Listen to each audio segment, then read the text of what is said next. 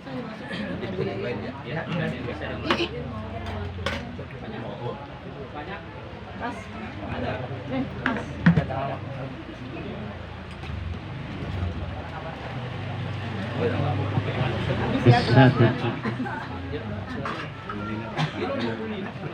Ambil lagi, Belum. ambil ya.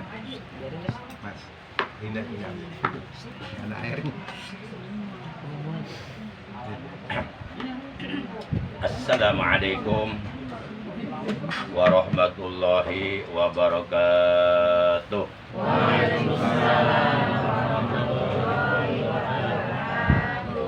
Innal hamdalillah nahmaduhu wa nasta'inuhu wa nastaghfiruh wa na'udzu billahi min syururi anfusina wa min sayyiati a'malina. May yahdihillahu fala mudhillalah wa may yudlilhu fala hadiyalah. Audio input.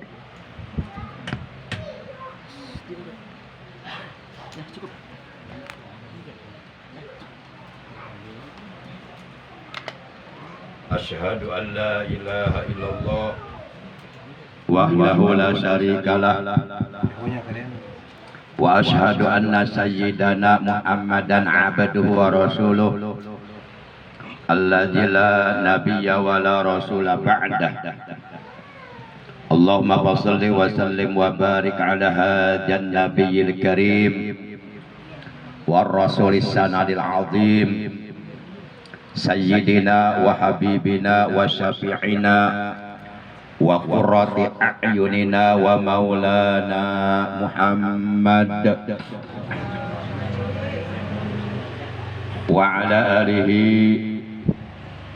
wa ashabihi al-kiram alladzina jahadu fi sabilillahi bi sayfil mujahadati bil hikmati wal kalam. Amma ba'd. Faqad qala Allah tabaraka wa ta'ala azza wa jalla fi kitabihil karim wa huwa asdaqul qailin. A'udzu billahi minasy syaithanir rajim. Bismillahirrahmanirrahim. Wattaqullaha la'allakum tuflihun. Wa qala nabiyyuna sayyiduna Muhammadun sallallahu alaihi wasallam akramun nas atqahum. Wa qala al-ulama taqwal ilah madaru kulli sa'adah. Sadaqallahu maulana al-azimul karim wa sadaqa rasuluhun nabiyul habibul karim wa nahnu ala dzalika minasy syahidin wasyakirin walhamdulillahi rabbil alamin. Yang pertama, yang paling utama, yang paling istimewa, tiada lain melainkan puja dan puji syukur selalu kita panjatkan kepada Allah Azza wa Jalla yang Maha Ghafur, yang telah menganugerahkan kepada kita nikmat panjang umur, juga nikmat sehat wal afiyah jasmani dan rohani, serta nikmat-nikmat yang lainnya yang tiada terhingga, terutama nikmat yang sangat amat berharga, lebih berharga daripada dunia beserta seluruh isinya, yaitu nikmatul iman wal Islam, juga nikmat ihsan serta nikmat ilmu yang bermanfaat untuk menyempurnakan ibadah kita kepada Allah. Semoga kita semua yang hadir di majlis ilmu yang mulia ini mendapatkan ampunan dosa dari Allah Subhanahu wa taala, mendapatkan tambahan ilmu yang bermanfaat, yang barokah, yang disertai hidayah.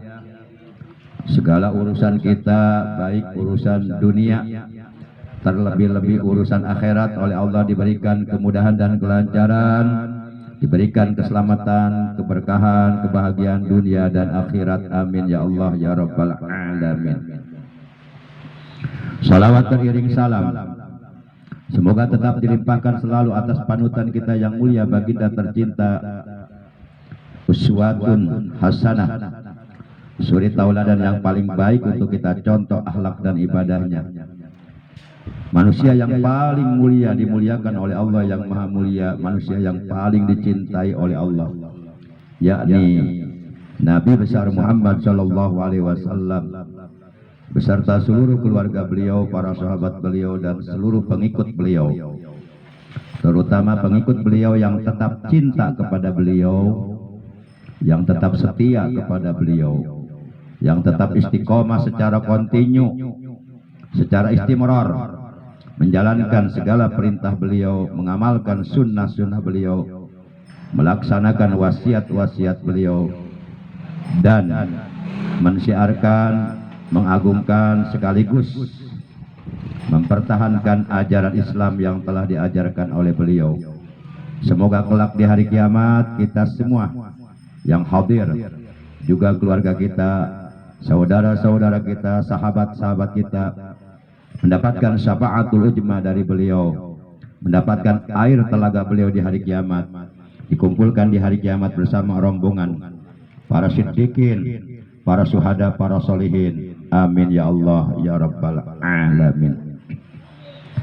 Yang Al-Fakir hormati selaku sahibul bait Bapak Subarjo dan Ibu serta keluarga, semoga beliau dan keluarga dipanjangkan umurnya dalam taat ibadah kepada Allah, selalu disehatkan zahir batinnya, putra putrinya Allah jadikan putra putri yang soleh dan solihah, yang berakhlak mulia, berguna bagi agama dan bangsa. Amin ya Allah ya Rabbal alamin.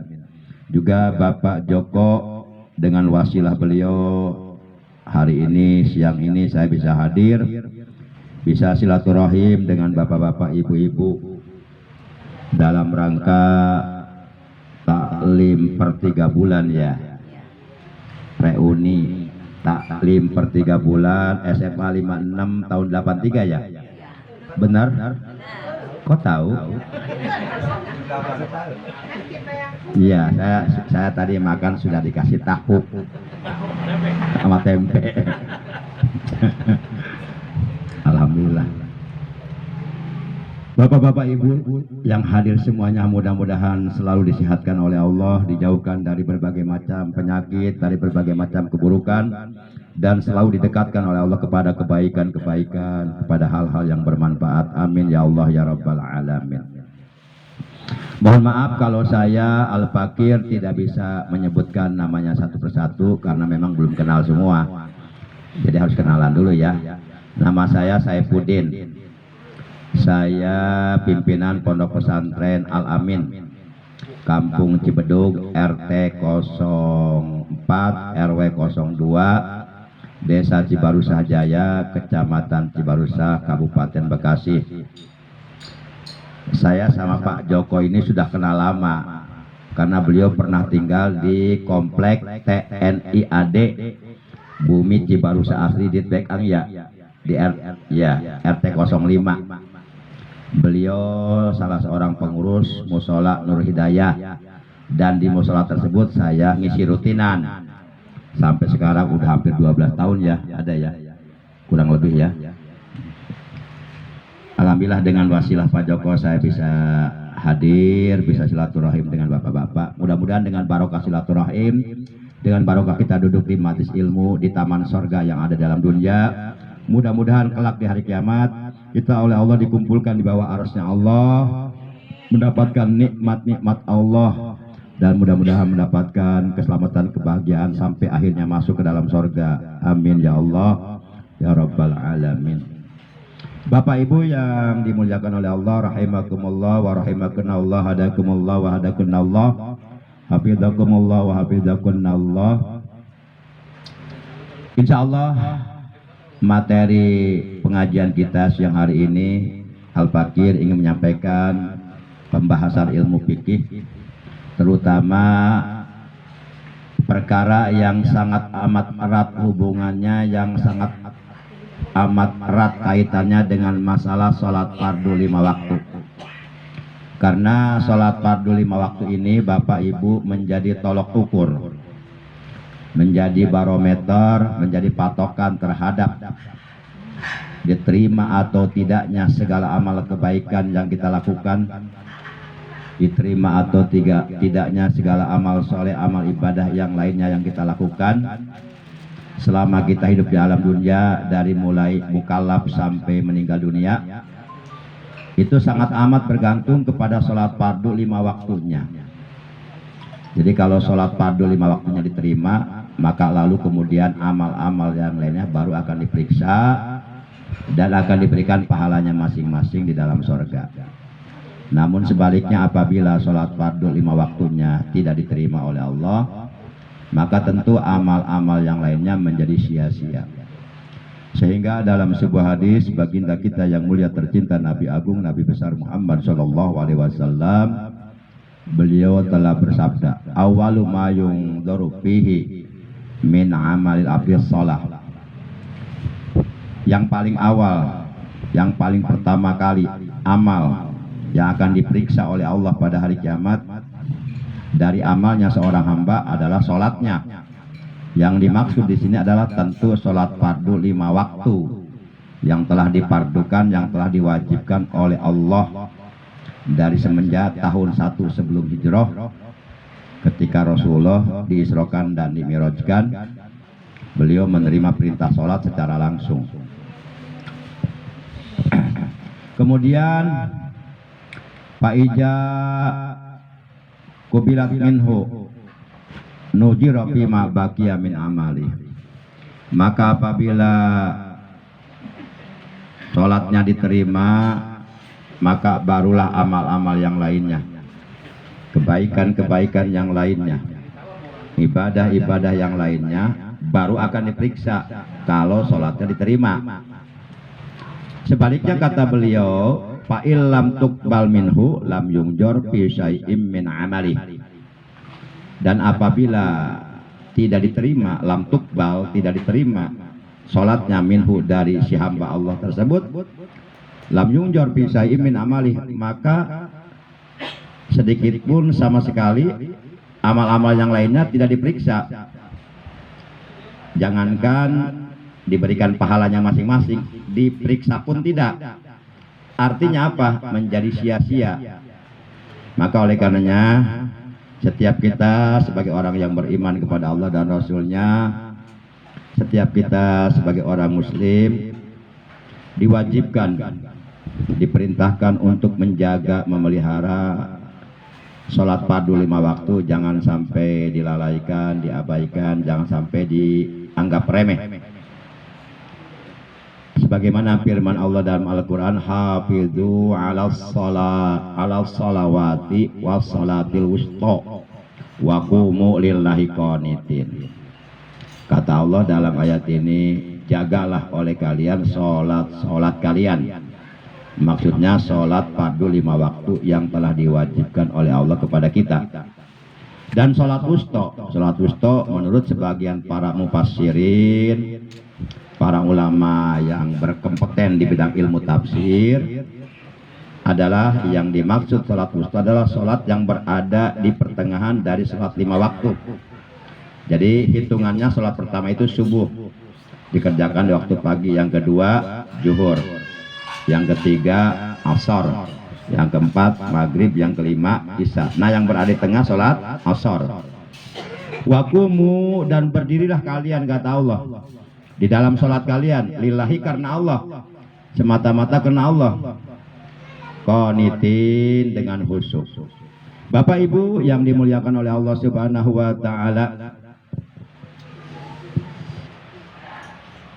diterima atau tidaknya sholat yang kita lakukan tentu secara syariat ya harus didasari ilmunya.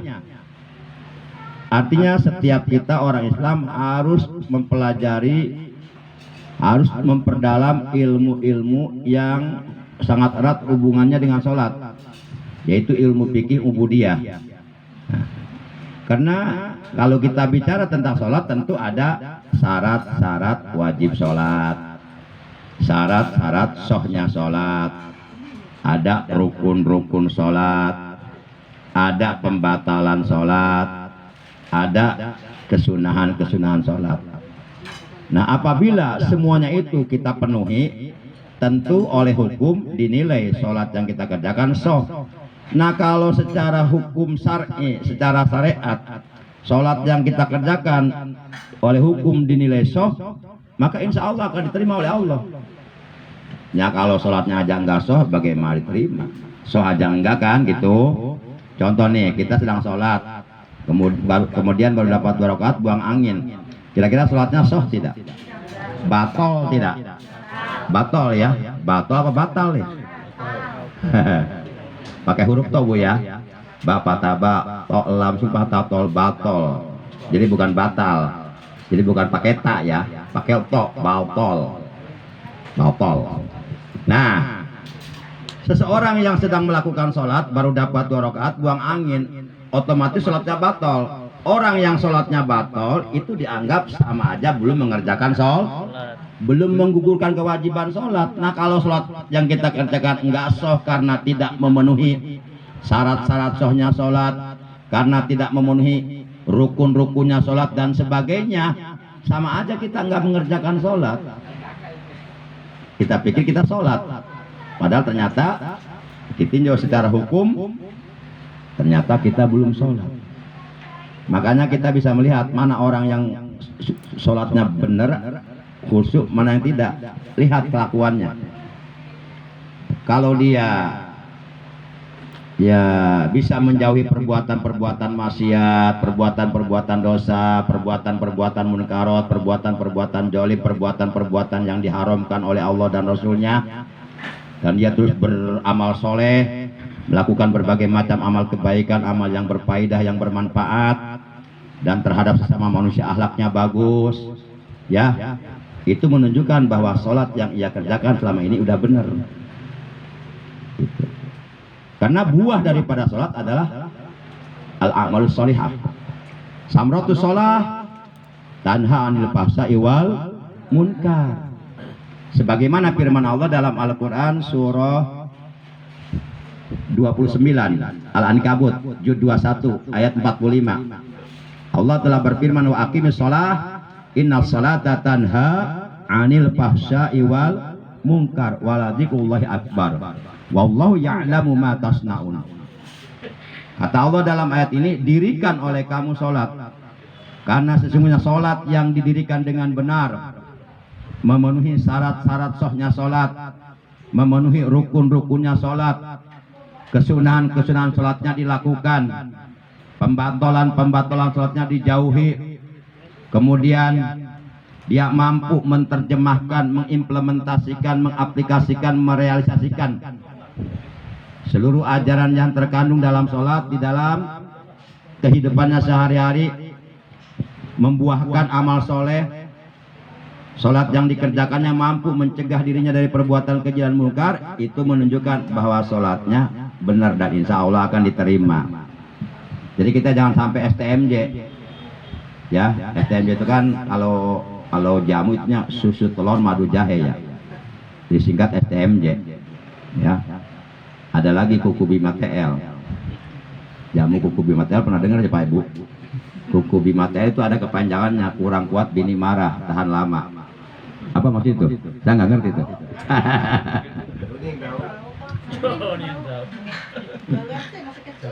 Masih kecil. Iya, ini soalnya cuacanya panas. Jadi kalau ceramahnya tegang-tegang jadi tambah puyeng. Biar seger dikit lah. Gimana Pak Bu? Materinya? Oh siap Ibu. Ibu mau berapa jam sama saya?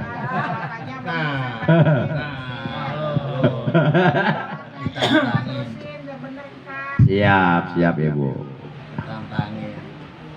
Baik, Bapak Ibu yang dimuliakan oleh Allah Subhanahu wa taala.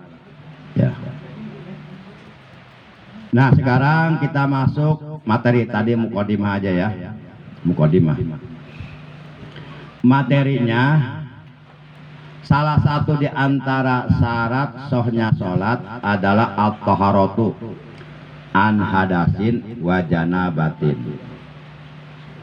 At-taharatu itu suci, bersih an hadasin dari hadas, baik hadas kecil maupun hadas besar. Wa janabatin, dan janabah, juga suci dari berbagai macam najis, baik najis mughallajoh, najis mutawassithah maupun najis mukhaffafah. Setiap orang yang sholat disyaratkan, hukumnya wajib, harus suci, harus bersih. Pertama, bersih badannya. Yang kedua, bersih pakaiannya. Yang ketiga, bersih tempat yang digunakan untuk sholat. Badannya wajib bersih dari hadas, baik hadas kecil maupun hadas besar. Hadas kecil itu adalah hadas yamna'u syihatas sholat. Jadi yang disebut hadas itu ma yamna'u syihatas sholat, segala sesuatu yang dapat mencegah, yang dapat menghalangi sahnya sholat. Ya, setiap perkara yang dapat mencegah, menghalangi terhadap sahnya sholat itu disebut hadas. Hadas ini sedikit berbeda dengan najis. Kalau hadas bersifat abstrak, tidak ada ainnya, tidak ada wujudnya, tidak ada bentuknya. Contoh, kita buang angin, berarti kita punya hadas. Kelihatan nggak bentuknya itu? Anginnya keluar, kali merah itu warnanya. Oh, baunya doang. Itu hadas. Tapi kalau najis, ada ainnya, ada wujudnya, ada bentuknya. Contoh, misal apa ya? Tai cecak lah. Tai cecak kan ada bentuknya ya, bulat kecil kan, ada warnanya, black and white, putih dan hitam. Ada rasanya, rasa apa nggak tahu, saya belum pernah. Baunya luar biasa. Nah, itu najis. Nah, Bapak Ibu yang dimuliakan oleh Allah Subhanahu wa taala. Jadi setiap orang yang sholat wajib badannya suci dari hadas kecil dan dari hadas besar. Wajib badannya, pakaiannya, tempat sholatnya suci dari berbagai macam najis. Karena apabila seseorang melakukan sholat dalam keadaan masih berhadas, maka sholatnya tidak sah. Sebagaimana Rasulullah SAW beliau telah bersabda, la sholata liman ahdasa hatta yatawaddo'a. Tidak sah sholat yang dikerjakan oleh orang yang masih berhadas. Nah, untuk menghilangkan hadas kecil adalah dengan berwudu. Bapak Ibu yang dirahmati Allah Subhanahu wa taala, berwudu akan menjadi sah apabila kita berwudu dengan menggunakan air mutlak, air yang hukumnya tohir mutahhir, air yang hukumnya suci dan dapat mensucikan. Karena menurut para ulama ahli fikih, air terbagi kepada 4 bagian secara global. 1. Air tohir mutahhir, ghair makruh.